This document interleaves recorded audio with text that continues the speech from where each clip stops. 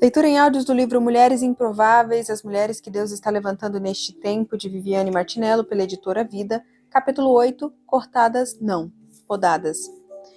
É mais proveitoso sentirmos as dores da poda perto do Pai, que estarmos inteiras mais distantes dele. As podas de Deus são pedagógicas, oportunas e pontuais na caminhada cristã. Caso você ainda não tenha deparado com Jesus com uma tesoura na mão, prepare-se, pois as podas são extremamente necessárias para um crescimento saudável e para a nossa frutificação dentro do propósito para o qual fomos plantadas. A poda chegou à minha vida em 2007. Foi a primeira vez que tive um encontro com Jesus e sua poderosa tesoura de poda. É muito comum confundirmos o corte com a poda, afinal, a poda também é um tipo de corte. Mas o que eu não compreendia era que as podas são cortes estratégicos para crescimento e frutificação das plantas. Da mesma maneira, Deus tem a incrível habilidade de ser pontual e tocar as áreas deficientes em nós que necessitam de intervenção.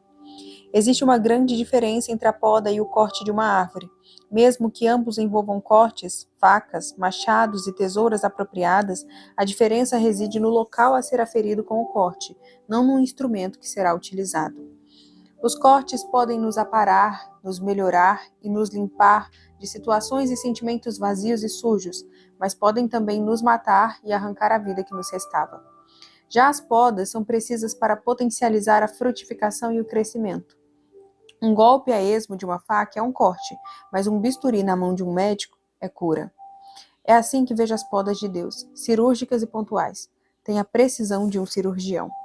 A primeira fase nesse processo talvez seja realmente podar a fim de produzir mais frutos, ou seja, a poda divina nada mais é que um alinhamento do ser humano à vontade de Deus, lembrando-nos de quem somos e de quem não somos. Primeiro, ela tira e depois nos entrega a beleza de uma frutificação ajustada à nossa identidade e estação. Todo ramo que, estando em mim, não dá fruto, ele corta. Todo ramo que dá fruto, ele poda para que produza ainda mais. João 15, versículos 2 a 4. Muitas vezes nos esquecemos, ao ler esses versículos, de que Jesus começa sua narrativa afirmando que ele é a videira verdadeira e o Pai é o agricultor. Ele fará todas as podas necessárias para que possamos frutificar e tudo começa com o desafio de permanecer. Permanecermos em Jesus, a videira verdadeira. O capítulo 15 de João recorda que toda a nossa suficiência está em Cristo e que sem Ele não podemos fazer nada, pois somos semelhantes aos ramos que, desconectados da videira, secam e morrem. Quando reconhecemos isso, entendemos que a verdadeira vida reside na nossa fraqueza. Então, descobrimos a força que existe na fraqueza da dependência total do nosso Pai e agricultor. Não gostamos de admitir falhas, nem de reconhecer fraquezas, algo inerente ao ser humano. No entanto, existe uma força para os que reconhecem suas próprias fraquezas, algo comum aos improváveis. Eles aprenderam a encontrar força na fraqueza e compreenderam que é justamente na fraqueza humana que o poder do alto se manifesta. Para descobrir para que você foi chamada, talvez primeiro você precise descobrir para o que não foi. A esse processo chamamos poda.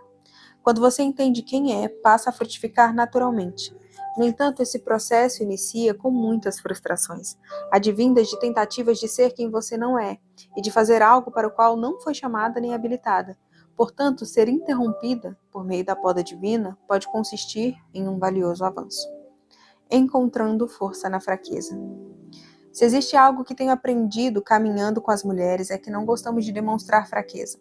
Mesmo não sendo algo particular das mulheres, mas intrínseco ao ser humano, gostamos de ser fortes e nos sentimos mal quando a fraqueza está evidente em nós. O grande problema das mulheres que não demonstram fraqueza é que, em geral, quando percebemos que elas estão fracas, a situação já está em estágio avançado, depois de terem passado por níveis de estresse e esgotamento. Em outras palavras, quando se cansam, elas se cansam de verdade. Embora a mulher tenha sido considerada o sexo frágil, sabemos que existe em nós uma força única, uma força que em muitos aspectos se diferencia da força masculina, mesmo que ambos sejam fortes e possuam forças distintas. A mulher ama com intensidade única e carrega uma força incomum no sacrifício pelo bem dos outros.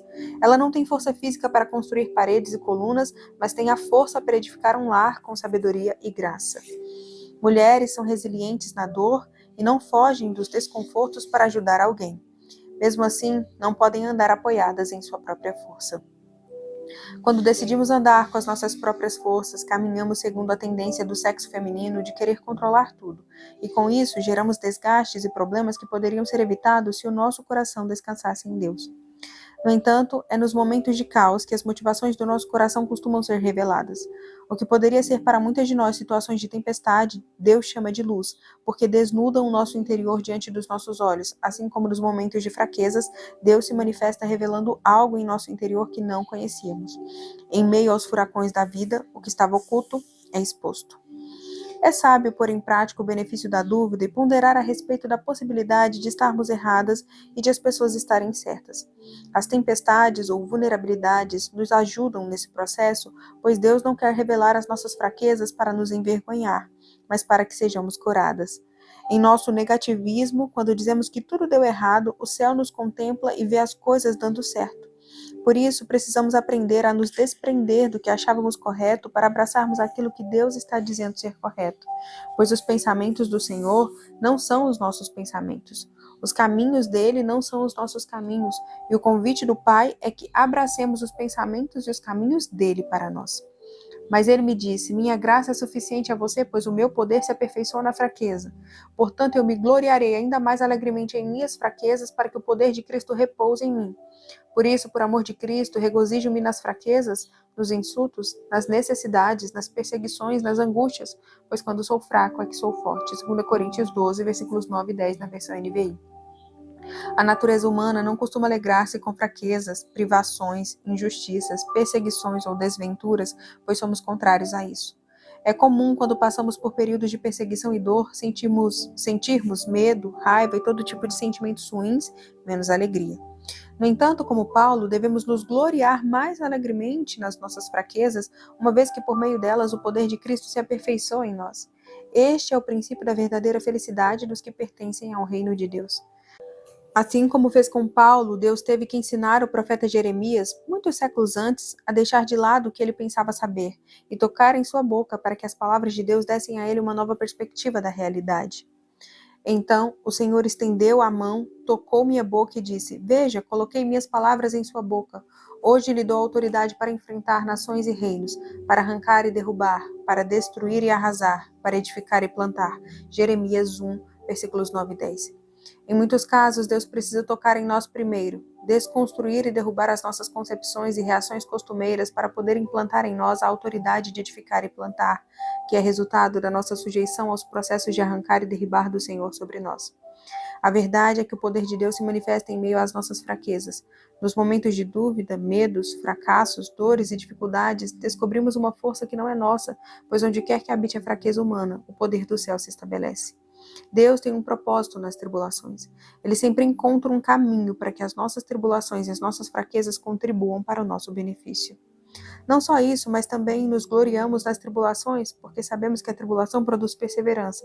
A perseverança, um caráter aprovado, e o caráter aprovado é a esperança. E a esperança não nos decepciona, porque Deus derramou seu amor em nossos corações por meio do Espírito Santo que ele nos concedeu. Romanos capítulo 5, versículos 3 a 5, na versão NVI. De tempos em tempos, ele usa situações ou pessoas para mudar estações na nossa vida. Isso acontece quando alguma ministração divina tem acesso a determinados pontos dentro de nós. Então, tudo muda. Em uma experiência recente, Deus me levou a buscá-la em um lugar específico e de outra maneira, na madrugada. Ali comecei a falar sobre o meu desejo de entrar em lugares mais profundos nele, de experimentar um mover semelhante ao de alguns avivamentos espirituais sobre os quais eu estava lendo. Clamei para que Deus se revelasse novamente em nosso tempo. Deus então começou a me perguntar se eu realmente estava disposta a pagar o preço necessário. Mesmo sem que eu entendesse muito, ele continuou falando sobre o que o evangelho não era. Não era postagem nas redes sociais, não era exibição nem sobre homens e mulheres famosos. Era ele, o que ele pode fazer e quanto podemos ser esmagadas e quanto das nossas fraquezas estão disponíveis para que a força dele seja revelada. Ao expressar o meu desejo por mais do Pai, ele revelou seu anseio em derramar a essência do Evangelho no meu coração. Acontece que um relacionamento de amor inclui a correção. Ambos caminham juntos. O amor não diz sim a tudo. O amor exorta, porque amar é corrigir. E Deus sabe disso e aplica essa equação com frequência para o nosso crescimento. Em alguns momentos, por amor a nós, Deus corrige a nossa conduta ou comportamento. Não precisamos ter medo da correção de Deus ou do preço que devemos pagar para viver a essência do Evangelho, pois quando nos dispomos a pagar o preço, Ele se dispõe a estar conosco. Desse modo, não devemos ter medo de segui-lo. É na fraqueza que podemos contar com a força dele. O Evangelho não é sobre o que podemos conseguir, mas sobre a nossa entrega diária, sobre rasgarmos o coração e deixarmos que Deus seja Deus. Não é sobre ter razão, mas sobre quanto nosso coração pode ser transformado por ele. É mais proveitoso para nós estarmos quebradas, sentindo as dores da poda e perto do Pai, do que estarmos aparentemente inteiras e distantes dele. Muitas vezes, tudo o que precisamos é reconhecer que em nós não há forças suficientes diante das circunstâncias. Compreender que precisamos nos render ao poder do Espírito quando não vemos solução nem respostas é sabedoria e discernimento, não fracasso. A graça de Deus está disponível a nós justamente quando as nossas forças se acabam, porque há muito que só pode ser alcançado pelo Espírito do Senhor, não pela força humana. Assim como as podas são importantes para frutificarmos onde estamos plantadas, as fraquezas são a oportunidade perfeita para que possamos experimentar a força do Pai agindo em nós.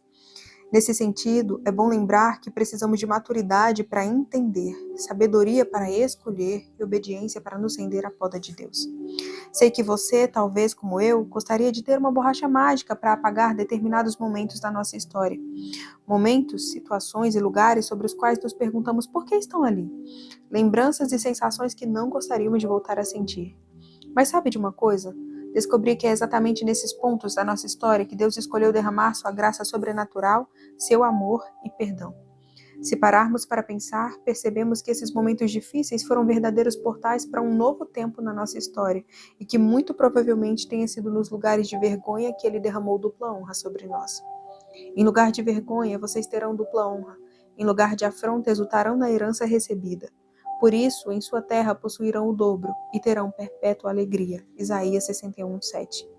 Não se envergonhe nunca do pacote completo da sua história. A sua história de vida é uma referência para você não desistir agora. Você acredita que eu estou com você? Acredito. Então seja forte e corajosa. Mas eu não me sinto capaz. Nunca foi sobre capacidade, mas sobre mim. Não foi você que me escolheu, eu é que a escolhi. Escolhi você, a quem eu trouxe dos fins da terra, dos lugares mais distantes do mundo e disse, você é minha. Eu a escolhi e não a rejeitei. Você não precisa ter medo, porque eu sou o seu Deus. Eu lhe darei forças, eu a ajudarei e manterei você em pé, firme, com a minha vitoriosa mão direita.